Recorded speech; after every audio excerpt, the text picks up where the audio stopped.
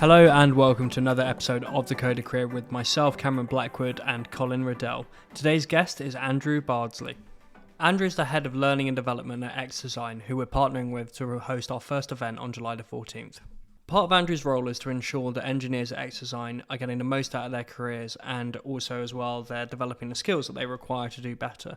As such, we thought this would be a really exciting interview because you get an insight into the first few years of your career and how you can maximise that, with some tips from someone who's dedicating their whole career to making sure that people can maximise that. Once again, I'd like to thank xDesign for collaborating with us on this event for July the 14th. If you can make it in person, tickets are limited and they are running out, so please do go to the link in the description to book your in-person tickets. Virtual tickets are obviously unlimited, but you do need to sign up for them as well. So there's a link for that in the description too. You'll be able to stream it from anywhere in the world. I'm so excited to meet some Coder Career listeners in person, and I think it's going to be a really insightful day. Once again, massive thank you to xDesign, and I hope you enjoy today's show. Hey everyone, how are you all doing? Thanks for joining us, Andrew. Yeah, it's great to be here. Thanks for having me. It's really great to come here and come to this really cool office and meet you, Andrew. Yeah, it's not bad, is it? It's a good spot we've got here in Edinburgh. We've just had our new fluorescent light installed as well. You maybe got a bit of sunburn as you walked in. It's bright. I think we've ordered a dimmer for it. So I'm already sunburned after the weather this week. It's been possibly tropical. I love it. The only week we get. So yeah, absolutely. And we're currently sat in the boardroom, so I feel like a real boss of xDesign here, which is really great. Obviously, Andrew, thank you for the invite to your wonderful offices as well. So do you want to tell the audience a little bit about who you are and what your role is at xDesign, and particularly why it's really cool for Coder Career? Yeah, absolutely. So I'm the head of learning and development at xDesign. So essentially what I'm looking after is all of our learning and training and people development needs. And I guess it's kind of split up into three areas. And actually, maybe before I talk about that, I should say that it's a relatively new role for us here at xDesign. And I actually feel really excited to come into a sort of a blank sheet of paper. So I can really just get stuck in and sort of build on what's been happening quite organically, but there is a really great learning culture here at xDesign already. But yeah, like I say, it's kind of split up into three areas. We've got our emerging talent sort of function, which is all around our grads and apprenticeships and interns. We've got the more traditional learning and development, which is more of your skills, sort of your soft skills, your technical skills, and that's sort of more sort of training focus. And then we've also got a really quite exciting team, which is new for me, and I think quite new in the industry really, which is all around onboarding our new people. So making sure we've got a really exciting and engaging and impactful onboarding experience for them. So I'm kind of looking after all that stuff, which is super exciting. A little bit scary, but super exciting. That's very cool. Yeah. I think the fact that like xDesign has hired quite seriously for the role of head of learning says something quite a lot about xDesign, in my opinion. That's how many companies do you hear that hire for that role? Like, people want to hire devs, they want to hire product people, they want to hire designers. They want to have them make money, but the fact that they've actually dedicated someone to that role is awesome. It is, and relatively early on as well in the xDesign journey. I mean, xDesign has been going on for been trading, I guess, for the last 10, 11 years. Okay. But it's only recently that we've sort of seen a real growth and a real sort of turbocharge of our of the clients we've picked up and sort of the people that we've brought into the business. So we're still relatively early on in that journey. So to bring someone like me to focus in on learning so early in the journey is super exciting. So I've only been here for about 4 months. I'm not sure when this goes out, but we're in June now, so end of June. So been here about 4 months, and absolutely loving it, and feeling productive, and it's just great to be here. Fantastic. So great. For yourself and for new listeners of the Coder Career, something we like to do so they can get to know you a little bit better is some quick fire questions. So I haven't completely left you out to dry here. I did send them over in advance, so we're not completely done for here. So the first one is the classic and usually the most controversial. What was your first ever computer? Yeah, so I had to do a little bit of research on this because I wasn't sure what it was actually called. But I think it turns out it's a a Packard Bell Multimedia. I don't know. Oh, yeah. Well, so the way I remember it was a sort of big tower that kind of went on the floor underneath the. It's like this height. I felt like it's like Yeah, this height, yeah. when I was younger. But the thing that I remember most about it, well, there's two things. One, that I could turn it on with my big toe, so just kind of sort of stuck my toe into the massive on button, which was on the top. Had a sort of CD-ROM drive at the top, obviously, but then it had this like, I don't know what it was, like a hatch that you sort of slid down, and that was where the sort of the floppy disk drive was. Yeah. And yeah, that just kind of stuck in my head, and then it made me think of this funny, I think it was a TikTok that I saw about floppy disks and how I don't know if it was a Gen Z or a millennial or something that sort of said that saw a floppy disk sitting on their dad's desk, and they said, "Oh, you've 3D printed the save button." And I'm just thinking, that sort of really showing my age that was actually a thing we used. That's the sort of thing I say to Colin. I'm laughing so hard right now, and I'm trying not to burst it in the microphone because pretty much every time we ask this question, we always end up talking about floppy disks. Okay. It's kind of become like a trope in the. It's like a meme in the podcast, career lore now. Like just the fact that I've never used a floppy disk and like I wouldn't know how to use one because I look deceptively older than I actually am. Yeah. So it's I had a tough paper round, but never used a floppy disk. Couldn't tell you how it works. I really only know. Do you know what? It's funny you say that about the save icon. I've noticed some places abandoning it for the cloud icon. Controversial, right? Really? You know, if it ain't broke, it's a bit unsettling actually, to be honest. Interesting though. Might start a bit more of a conversation about this mythical cloud though that we're all talking about, and get people talking about that instead of just saving it locally. The mythical cloud. That sounds like a good name for the quite like it. The cloud is so much less cool when you find out about how it actually works. Yeah. Like when I first got into the industry as a recruiter, actually, when I first got in, I was like, this cloud stuff is mad. And then I was like, oh, I'm just renting a computer. Like, what's a payment developer? Just someone else's computer. Oh, unless you get one of these Microsoft ones that are under the ocean. Those are really cool. There's one off in the North Sea, isn't there? That is, I do think that is really cool. Saving electricity, on your cooling bill anyway. But because Meta have a data center in like Lapland, and they just leave the doors open all of the year, so they don't have to pay for aircon, which I absolutely love. It's genius and it's environmentally friendly. Love it. It's very cool. Love it. I can't help but think that some of these things are just like PR, like really expensive PR stunts, though, aren't they? Like. Could be, but to be fair, I can only imagine the electricity bill running for the cooling for a massive data center. Yeah, so, totally. Yeah, maybe a bit of both. Must be mad. Next question then, Andrew. What's your favourite tech city?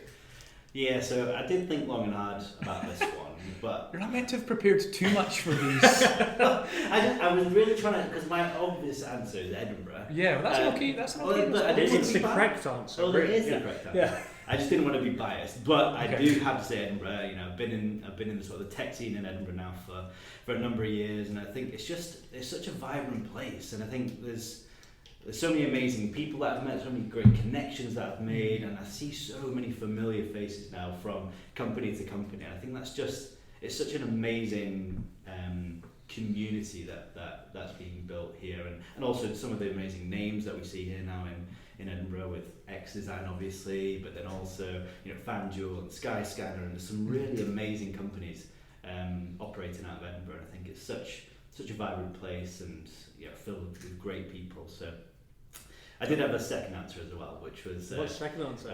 Which is Manchester. So yeah, I think being from the northwest myself, still a slight bit of bias there, but whenever I'm back home now, I just see so much investment in Manchester. There's always something new being built. Obviously, xDesign starting to think about an office in Manchester as well. And whenever I speak to graduates as well, particularly graduates from the northwest, they always ask me, is there opportunities in Manchester, physically in Manchester? And I think a lot of companies kind of let them down and say, actually no, it's either in London or it's away in Edinburgh or whatever. But now at xDesign can say, no, actually our opportunities are in Manchester, and it's great to see companies going exploring that great city. Cause, Brilliant. yeah, it's awesome. It's underrated, Manchester. It really is. I remember talking about this with Parallel, actually, your colleague, who actually wasn't working at xDesign when she came on. Funnily enough, it was before she made the jump to working at xDesign. But we were talking about how Manchester just is super underrated as a tech city, and the Northwest in general as a region. I've actually never been to Manchester. It's my great shame. Apart from the ice rink, that's the only place I've been, and I can't really count it as seeing the whole city. So. It's a good spot. Really nice place to be. The ice rink or the city? Both. The ice rink was alright. Is the Manchester Phoenix still play there? Is that where? Yeah, so I played ice hockey until my early 20s. So nice. I went and played against their youth team. Can't remember if we won or lost. Probably lost. But I can't imagine that. If I was on the team, we almost certainly lost. So speaking of our youth, what job did you want when you were a kid? So I wanted to be a few things, but I think one of the things that I really did want to, and still want today, is I wanted to be on the West End. So I still catch myself singing along to show tunes in the car as I go. So I wanted to be a musical star. I also wanted to be an astronaut. So those two don't really go hand in hand, but got the chance back in January to visit the Kennedy Space Center in Florida, and it was just the absolute dream. It was incredible to see. It's like Saturn V, and Saturn V glory. It takes like a minute to walk the length of it, right? It's mad. It's absolutely mad, like breathtakingly huge. Yeah. But then sort of the like the launch pad and all the new the name now escapes me, the new mission, but all the stuff they were prepping for that. Is it Artemis? Artemis rings a bell. But the new sort of the new mission. So it was just amazing to be. When did you go there then? It was in January. In January. Yeah, in January this year. So, yeah. It was fab. We spent a few weeks in Florida. Nice. That's a good decision. Florida in January to avoid the. As much as I love Scotland, the weather in January not so nice. Oh, it was so good. Loved it. I went to Kennedy as a kid. Really, really loved it, but I sort of really want to, like, in the last few years I became a big space nerd, obsessed with like SpaceX, like the James Webb Telescope particularly, and like all of the stuff to do with current space stuff. And I really want to go back and like enjoy it again, because I feel like I'd enjoy it even more now. Now you've got a bit more. Like I feel like almost like it, like as much as I loved going there, and my parents spent tons of money like getting us to Florida as kids, I really want to go back, basically. I think so many people have been to Florida just like in general as children, but then like love it even more when they go back as adults. So that was me as a kid. I have a podcast recommendation for you both, actually, if that stuff is up your street. Business Wars, which is a really good podcast. They did a series on SpaceX versus Blue Origin. It was so good. So it's like the whole Elon Musk versus Jeff Bezos. I didn't realise Bezos was in a helicopter crash when he was scouting out some kind of like desert flat for to launch Blue Origin from. He almost died. It was a really interesting listen, actually, the whole thing. But it's like a 6-parter. Highly recommend. Obviously, listeners, do not switch over to that now. No. Wait, add it to the queue. Stay on the Coder Career. But definitely worth a listen. So now that we'll move back to tech, so the listeners don't get too off on their space podcasts. How did your journey into the technology industry start? It's a strange journey. So whilst I was at university. It turns out Colin and I went to the same university, which is cool. So at the University of Stirling, bleed green, as we used to say. So I was at university, and I was kind of working a part-time job at supermarket during during uni, and then final year kind of came around, and just didn't really know what I wanted to do. So then picked up a few more hours at the supermarket, and then all of a sudden 3 years has gone by, and I'm still there. That's not necessarily a bad thing, but I knew that it wasn't what I wanted to do, sort of long term. So I started to do a bit of soul searching, and there was one part of the role there that I'd done for a couple of years, and I just absolutely loved, which was working with our team leaders and kind of training them and taking them through this kind of unofficial course that was just kind of handed over. It was like, someone needs to do this, and I was young and enthusiastic, and I said, well, I'll do it, and just kind of started doing that and taking them through these trainings, and absolutely loved it, and just thought, there must be a job that I can do that's this full time. So started to do a bit of sort of research. I started studying as well, so I studied with the Chartered Institute of Personnel and Development, and got a qualification with them that gave me kind of the foundation, like the knowledge. But I just didn't have the experience on my CV to kind of get me that first role, that first step into a learning role. So I took a bit of a gamble. It was Christmas Eve. I can't remember what year, but it was Christmas Eve, and I said to my boss, "Look, I'm not coming back after New Year," and I just left without a job, to just try and give me that kind of that impetus, I guess, to go off and find something. And luckily I did. I found it wasn't in tech just yet, but I found a part-time sort of temporary role at a cement factory, a cement plant in Dunbar. I don't know if you've ever driven past it on the sort of side. Oh, that's what that building is. Yeah, it's a cement plant. Oh, I thought it was some kind of dry docks. Yeah. There goes me. So, is it the one on the coast? Yeah, on the coast. Yeah. I don't know what I was telling my girlfriend. Yeah, that's why they go and fix the boats. So I'm talking complete rubbish. Hopefully she doesn't listen to this and expose me as a fraud. So it's a cement plant, cement works.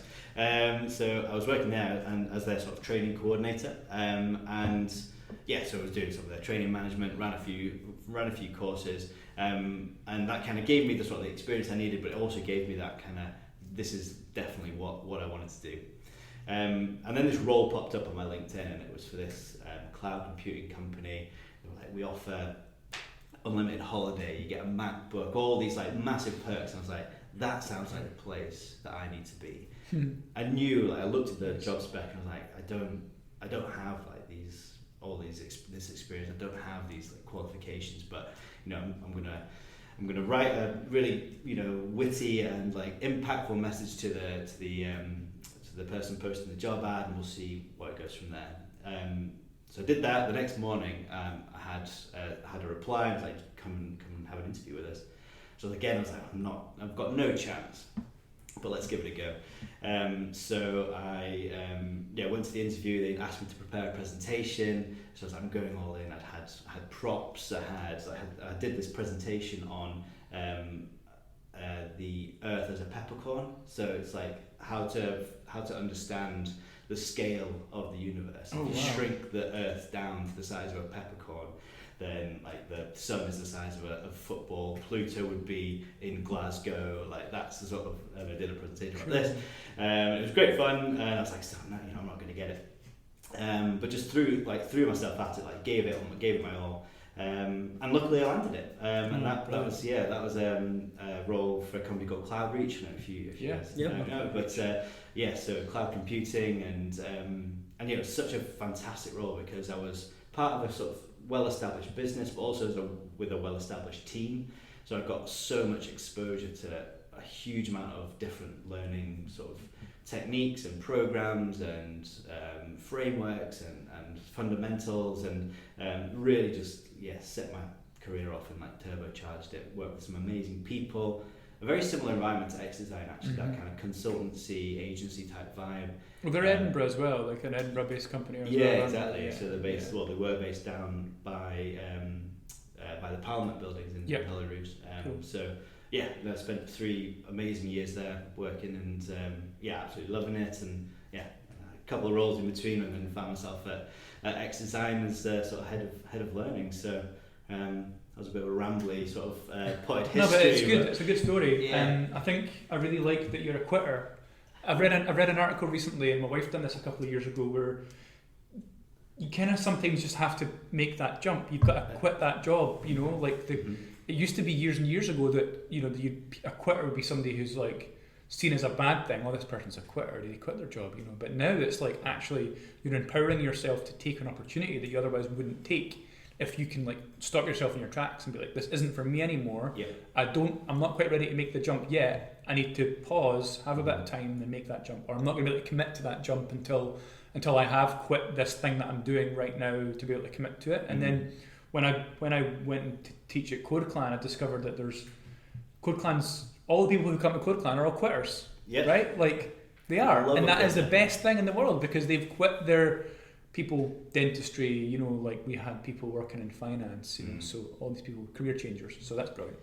And Well that's, done to you for that. No, and that's exactly the sort of the takeaways that I want people to take from that story. Great. Is that if you have like that sort of focus on something that you want, yes, it does take that sort of quitting Determination. to make and to take a pretty drastic step. And I know not all people will be able to do that. I know I was in a fortunate position where I didn't have, you know, a mortgage or kids and things like that. But I think, yes, the moral of that story is that it's okay to quit, but also it's when you're looking at a job description, someone's written that not really thinking it all the way through. And, yeah, tell people this. They've written that thinking, yeah, it'd be great to have that, it'd be great to have that, it'd be great to have that. Actually, in reality, that's not what the day-to-day is going to be like. Yep. So we actually have a line in our xDesign ads, which is something along the lines of, don't worry if you don't meet every single one of these points.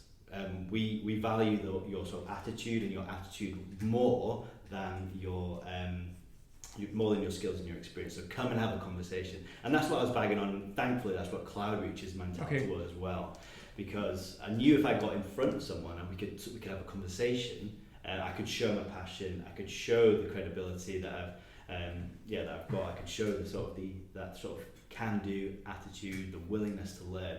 And I feel like now that trumps experience now. And that's certainly when I'm recruiting. Big time. That's exactly what I'm looking for. And we're maybe getting off the topic of my sort of route into tech now, but it takes us really well into the next question, which is like what is your recommendation then? Your official sort of like best recommendation for how software engineers can take advantage of learning and development opportunities? Well, yeah. So I think that businesses now recognise, or they should be recognising, that today's workforce, they want so much more than just a paycheck. You know, they want the opportunities to grow, they want the learning and development opportunities, they want the chance to move and try new things within a business, and I think businesses, you know, they should be offering so much to kind of support this. And if they aren't, I think the first thing that I would encourage anyone out there listening to do is to start speaking to your manager, to your HR teams, to if there's a learning team there, start speaking to them and sharing with them that you want these things. This is what you value from an employer, and this is what you almost expect. If you don't ask, you don't get, right? If you don't ask, you don't get, absolutely. So I think that would be my first thing, just kind of making a bit of noise that's what you want. But then I think maybe assuming that some of that stuff's already in place, there's two really key things that I'd encourage all the listeners out there to think about. Firstly, it's about feedback. So I think seeking out feedback is one of the most important things you can do to develop your career. And I know it's uncomfortable at times. It's difficult to have that sort of self-reflection piece. It's difficult to ask someone, especially your peers, to kind of give you that really honest and candid feedback. But if you're not sure what your blind spots are, if you're not sure what you're missing, if you're not sure sort of where you could be improving, then you're never going to know what next step to take. So have a couple of those uncomfortable conversations and ask your peers, ask your manager. Ask anyone really for a little bit of feedback. What do you think that, ask them what you think you could be doing better.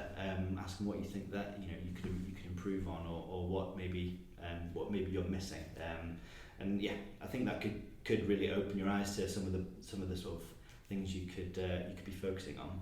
There's definitely a real skill in being uncomfortably comfortable, or being comfortable with being uncomfortable, either mentally or physically. And I'm far from a marathon runner. But I've heard that a lot of marathon runners, that's the mentality they have to develop. Like, they know it's going to hurt. Like, I think they're mad, but they know it's going to hurt when they're running. But they get into that point where they are comfortable being uncomfortable, and I guess you can do that mentally, and your legs won't hurt. But you may get a pay rise, so like it's a win-win.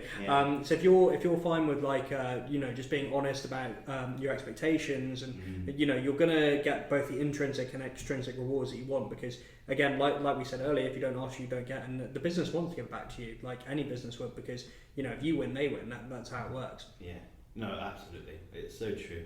And I think just on that, on that piece around being comfortably uncomfortable. I wanted to get it the right round. Uncomfortable with being comfortable doesn't sound quite right. But it's also, I was listening to not a plug, because obviously this is the best podcast around. Absolutely. But I was listening to Diary of a CEO on my walk to work this morning. It was the Bear Grylls episode. It's really interesting. And he was saying something about when you feel like giving up, it's just thinking like just 10 more seconds. Like anyone can do 10 seconds of something. Yeah, okay. Like just 10 more seconds. You just kind of keep telling yourself that. And I think it's that kind of mentality, isn't it? With you're not gonna grow or develop if you're not in that zone of a little bit of uncomfortability. Just being uncomfortable. You're not gonna grow if you're not outside your comfort zone. Just like have that sort of just 10 more seconds, just one more push, and who knows where it might take you. It's taking it a day at a time. It's taking it an hour at a time, or whatever time window of time you need to be able to break it down into small chunks to make it manageable. We would say that to students in Code Clan. I know that Code Clan instructors will be hooraying me saying this, but a week at a time, a day at a time, we'd say to them, like, this is an intense course, bootcamp style course to. Yeah, we plug Code Clan far too much in this podcast. We do. By the way, we should speak to. We need to set up a meeting. I just can't help but tap into that, because that's where all my experience is drawn from here. So day at a time, take it a piece at a time, and try and not get overwhelmed, because when you're learning tech, or when you're at the start of learning tech, or in the middle of learning tech, whether you might even be relatively experienced in learning some more tech, and it happens to me on a daily and weekly basis, you sometimes look at a problem and you go, oh my god, this is completely insurmountable, I'm never going to be able to do all this. Actually breaking it down and doing that 10 more seconds. Bear Grylls. Chief Scout as well. Yeah, he is. No, it was a great podcast. For sure. It's Steve Bartlett's one, right? That's right. Yeah. I'm going to there's a learning convention with the Learning and Performance Institute. It's called Learning Live, and cool. Steve Bartlett's the keynote speaker this year, so I'm really excited about that. Well, if Steve's listening, he wants to sling the thecodercareer some investment. We're helping people break into the world of technology. What better cause is there than that? Absolutely. I'll be quite a good guest as well. I mean, a bit off our repertoire. A bit tough to get, but we'll try. Yeah, I'll send him a message. You might enjoy being on the other side of the mic. Yeah, we could always code a script to just send him a DM every single day and annoy him until he comes on. That would be good. It's a fun little program to write. I think he'd like that sort of that ingenuity. Innovative approach. If I get sued, I've got that recorded now. So it was Andrew's idea. I'm having nothing to do with it. Just keep on this point about how you can access the best opportunities. I think there's also just a little piece around thinking outside the box when it comes to learning. I think yes, there will always be a place for sitting in a classroom and learning like that, with a sort of a teacher or a sort of a facilitator or something like that, or learning with a webinar or something like that. But I think also thinking about other ways that you can access learning and access people or resources that can help you move forward. So thinking about getting a mentor, I think that's one of the for our graduates that are coming into xDesign, one of the things we were most conscious about before even thinking about recruiting any candidate. It's like, how do we make sure that we have the support in place that's gonna make sure we have people and resources available, so that these relatively new people into the industry have someone to go and lean on, have someone to learn from. So thinking about how you might get a mentor or a coach or someone you can go and bounce ideas off. You can talk to about your development, they can give you that candid feedback like we were talking about before, and help you identify those areas and sort of tactics to move forward.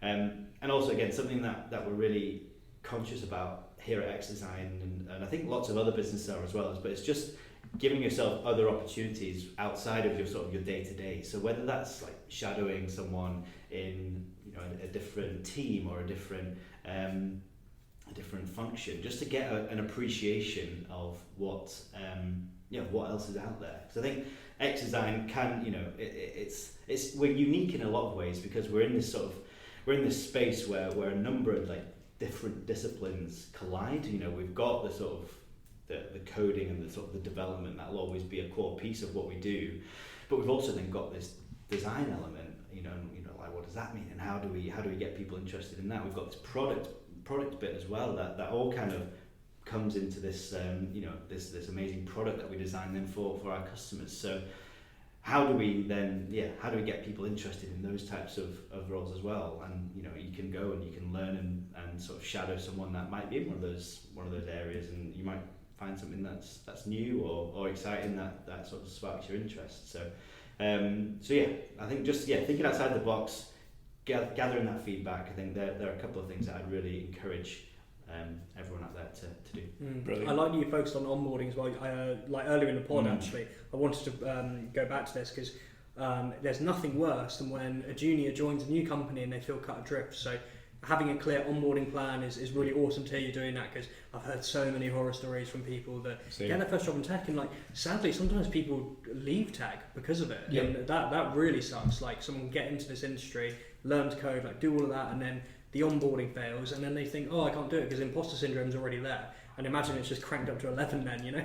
I've seen it just with even just the onboarding is non-existent, you know, and it might be like a really small startup, and the founder said, oh yeah, you're a fresh grad, go build this thing, you know tech, do tech and make this thing happen. And they're really willing to please and are really keen to get it done, but actually a year later they're signing off with stress and like having mental health issues. I've genuinely seen that happen. It's awful. Particularly people new to any industry, like they really struggle to compartmentalize work and like not knowing boundaries, like between like what's my this is just a day job and not like what I'm going crazy for. And I think a lot of the time, like you say, Colin, like people are so desperate to impress that they end up completely overblowing it, and they have to sign off with stress, and they're put off the industry for life. And it's a real shame because in the UK and worldwide we just have such a shortage of tech workers, and the last thing we need is like bad onboarding practices. So exactly. I mean, what specifically do you do at xDesign to help people onboard successfully?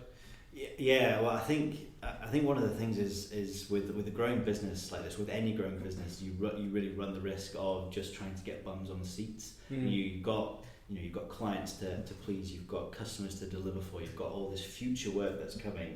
It's very easy to fall into that trap of just getting people through the door. But you've got to ask your question. You've got to ask sort of the question: are they the right people that are coming in to do the right things?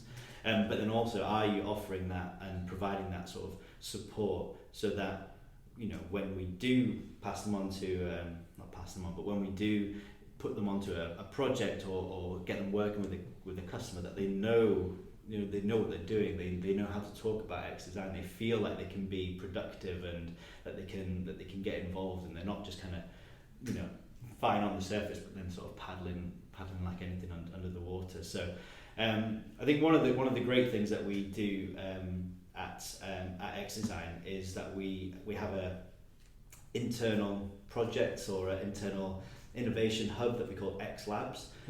So one sort of use case for that is to innovate and to try new technologies, to try things before we then maybe go and talk to customers about them. But it's also a kind of mini project that we can bring new people into to give them a flavour of what it's like to work on an xDesign project. So they're not for the first time going out to a customer and having to sort of use these new terms or these new ways of working. Actually, they've had a chance in a relatively risk-free environment to have a go. So the majority of our new joiners will go through X Labs in some way, shape or form. They'll have the opportunity to sort of hone their skills, but also learn how xDesign does projects, I suppose. So yeah, that's a really cool thing that's relatively new to us, but really trying to build that into the sort of the onboarding piece at large. That does sound very cool. What kind of things do they get to work on there if you join XLabs? Yeah, so one of the great things that we've got being sort of innovated on at the moment is our internal sort of social media platform. It's called MyFace. Okay. Yeah, it's that kind of like so you can go and like find out who someone's line manager is and like what hobbies they have and just simple things like that. Exactly. Yeah. MyFace. MyFace. Love it. Yeah. So it's got everyone on it. It's got a little profile. Usually sort of filled in when you join, and you can sort of say, I like.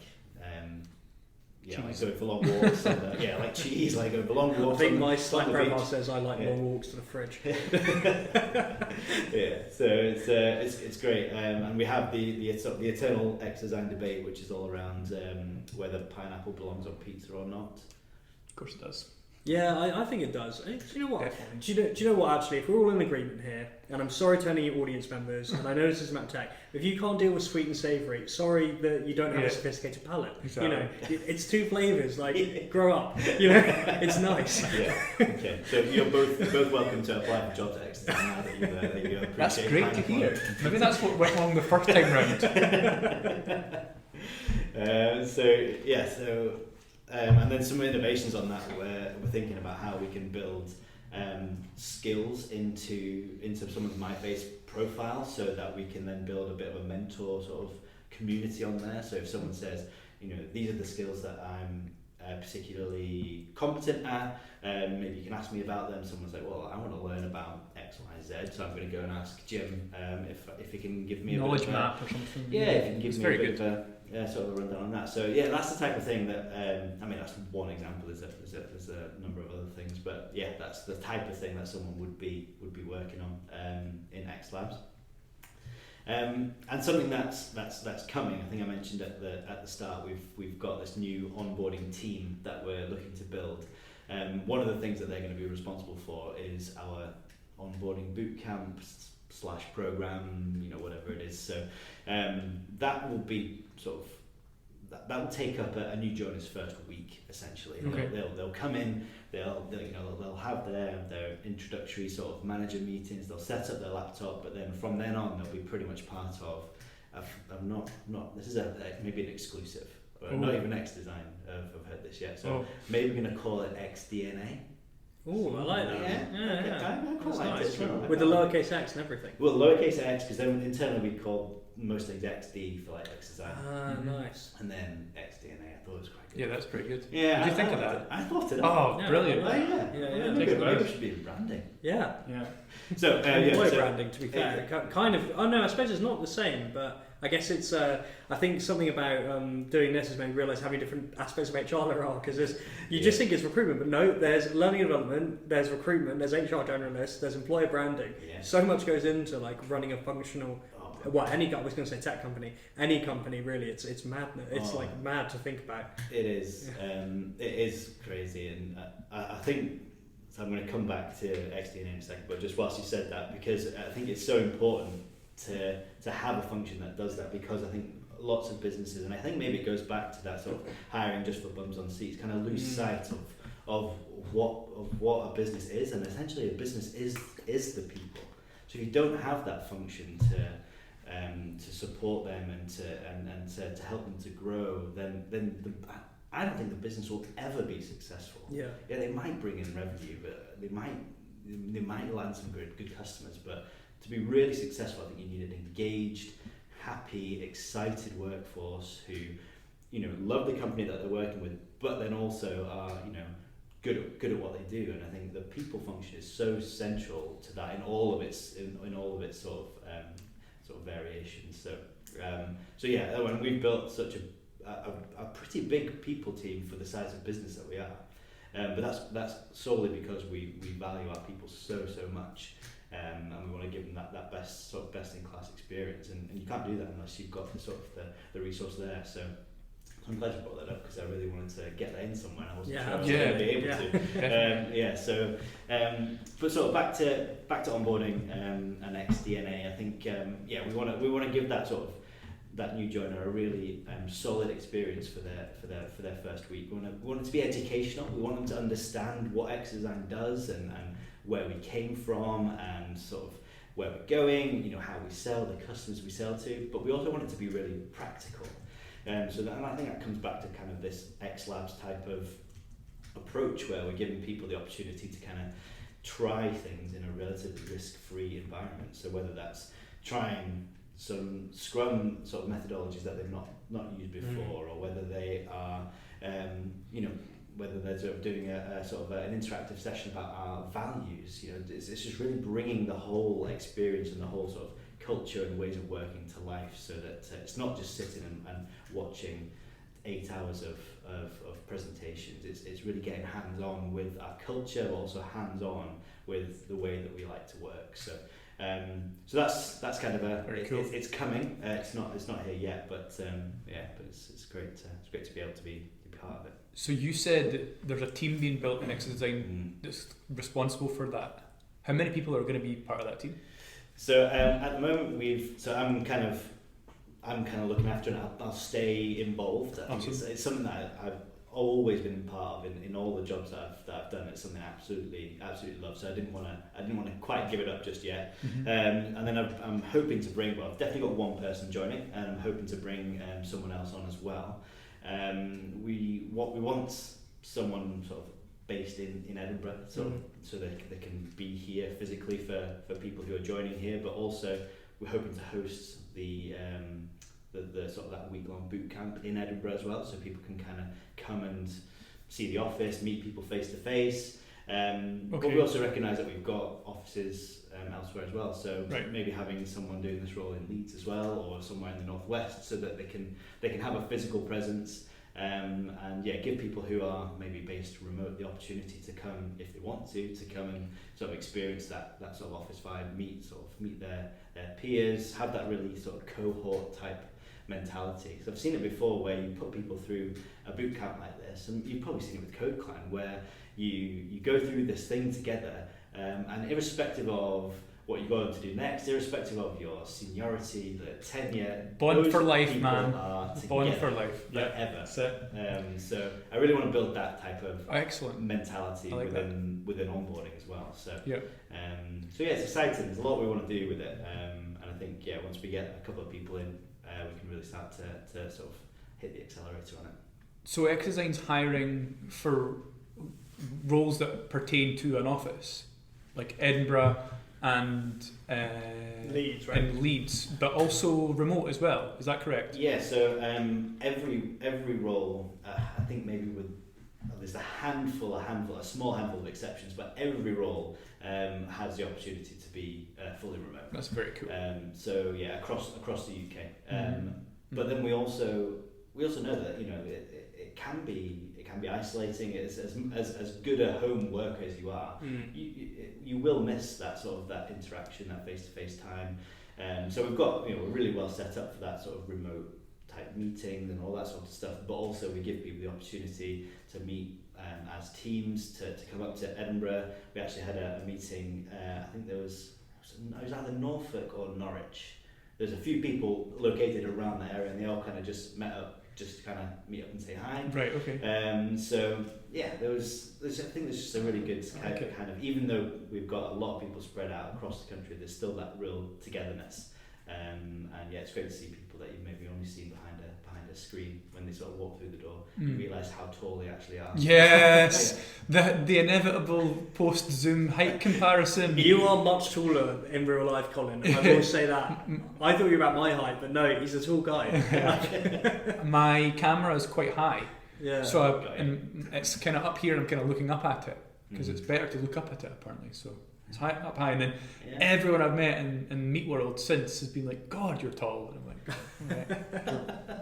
"You've got legs." That's that old one. So remind me quickly as well, Andrew. How many people work at xDesign just now? So picking your spot there a little bit. So sorry.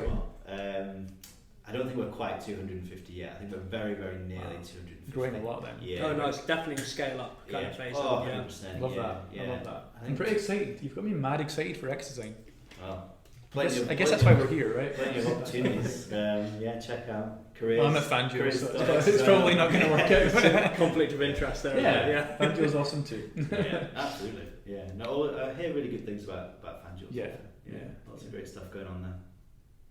So speaking about jobs and kind of applying for jobs and on that vein, like, what kind of advice do you want to give to people that are applying for a job at xDesign?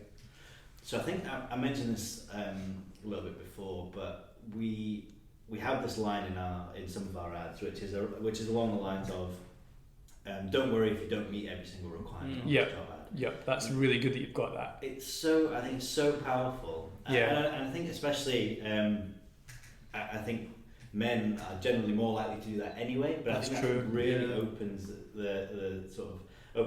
this, or tries to sort of reduce the sort of that feeling of, I guess it is imposter syndrome, or that other people might think. I think particularly women who maybe don't want to apply for something unless they meet 100% of that criteria. Exactly. I think we're really trying to open the door to anyone who might feel like that, because we do really value the attitude that you bring, and that willingness to develop yourself and the willingness to learn. Because we can teach you the stuff, but what we can't teach you is that attitude or that sort of approach you have to work or teamwork, working together. So I think for anyone applying to xDesign particularly, but just in general to any job, I'd say just take your full self, and really let your sort of your desire to impress and your desire to learn sort of sing through. I think we've just had 18 graduates come up to our Edinburgh office and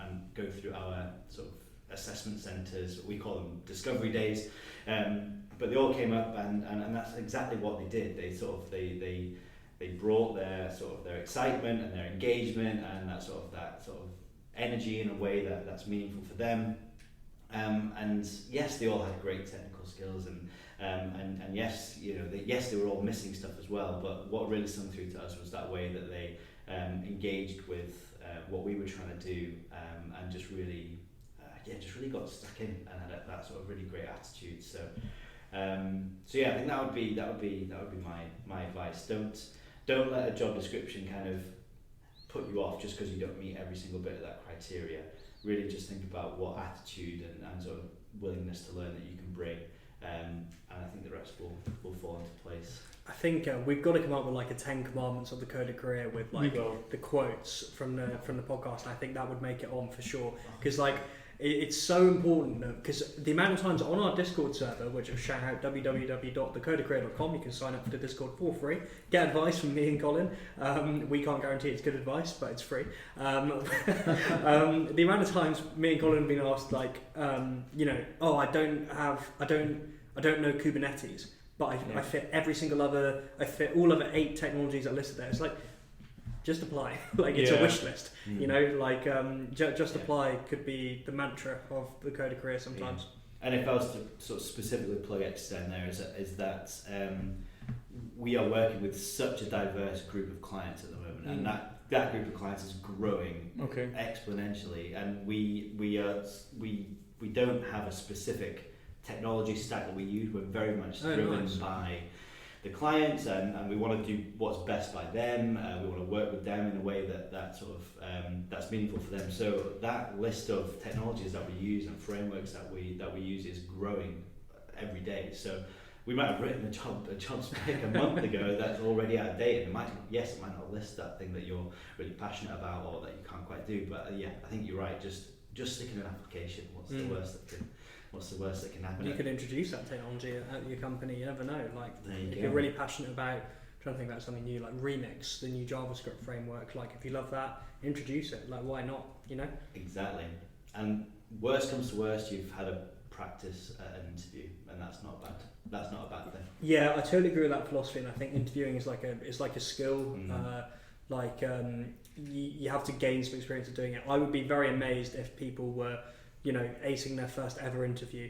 Feel free to write me some fan mail to say how you did that and how I'm stupid because I failed interviews in the past. It's I would be amazed if someone has genuinely done a number of job interviews and passed them all, because you've got to learn by like failing a job interview every day. It's not failing; it's learning from a job interview every now and again. Like, yeah, exactly. No, it's so true. It's so true. And the only way you can do that is by putting yourself into positions where you're maybe just outside your comfort zone a little bit, and you're gonna learn something.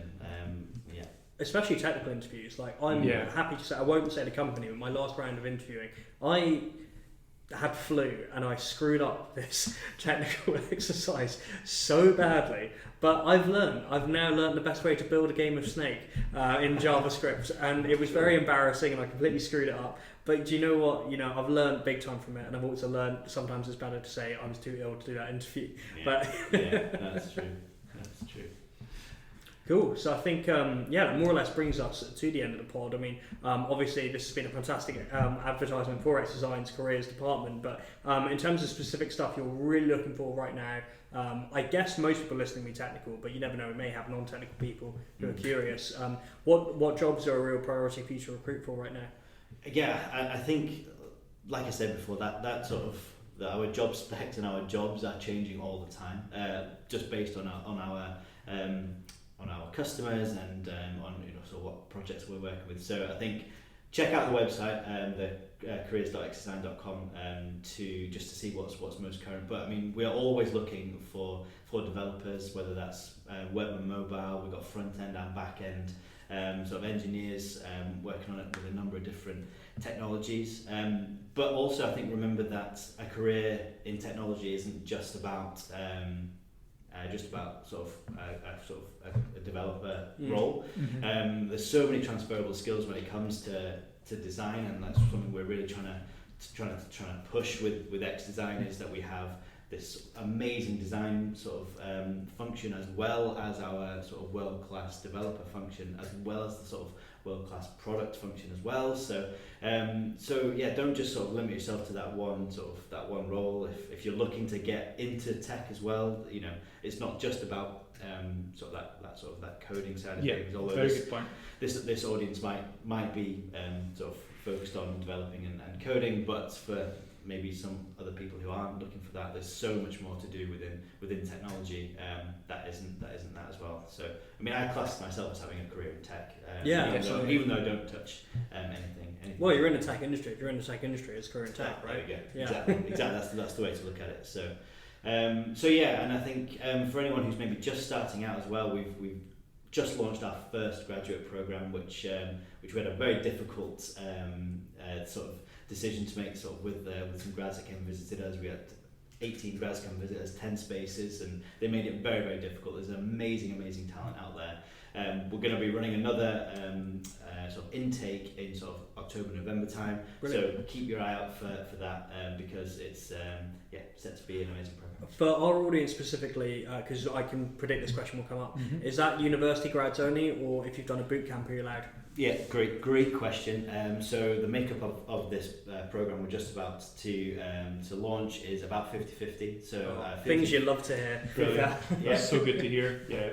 So and we expect the coming programs to be pretty similar. It was such an amazing dynamic to have people who were career changers, who have maybe had 10-15 years experience to then life exactly. That's the thing that always blows my socks off, the career changers. They just have a completely different take on things. It's good. Yeah, and actually we were so impressed with two of these people that we actually put them forward straight away for junior roles as well. Brilliant. So I mean, it's not you could apply for a grad program and end up coming straight in with a junior role. It really is just about putting yourself out there. So keep an eye out for those applications, because they'll be opening up sort of October. Cool. The link to the xDesign careers page will be in the description, and also make sure you stick around on there if you're not in Edinburgh, because we will be live streaming our event on July 14th. But if you're in Edinburgh, it's free. Me, Colin, and Andrew are in the wonderful offices right now, and we've seen the event space, and it is awesome. And we're really looking forward to meeting all of you there. And I just want to say a massive thank you, Andrew, for one, letting us in your office, and two as well, joining us for a chat this evening. It's been really awesome to hear more about your story and about what xDesign are building. It's really exciting times. I've absolutely loved it. Thanks. Yeah, Thanks it's for been a having really me. good one. Thanks, Andrew. I really enjoyed it, and hopefully we do it again sometime. Absolutely, let's do it. up for that. And thank you as well, dear listener, for another episode of The Coded Career. And happy coding.